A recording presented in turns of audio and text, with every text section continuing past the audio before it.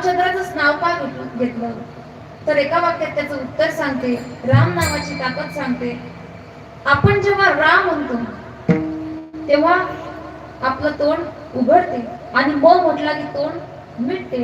म्हणजे राम म्हटलं की आपल्या आतली सर्व पाप बाहेर निघतात. पण जे बाहेर निघलेले जे पाप आहेत ते आपल्या जागा सोडवत नाही, ती पुन्हा आतमध्ये येण्याचा प्रयत्न करतात. म्हणून जन्मोनिया पुढे वाचेस मरे राम, धरी हाची नेम अहर्निशी. म्हणून फक्त आणि फक्त मनुष्य देहच भगवंताचं नामचिंतन करू शकतो. बघा, तुम्ही असं ऐकलंय का की 4-5 गधे, 4-5 म्हैस, 4-5 बैल एका ठिकाणी आले, एकाने टाळ घेतला, एकाने विणा घेतला, एकाने मृदंग घेतला आणि नामस्मरण करत करत पंढरपूरला निघाले. असं कधी ऐकलंय का?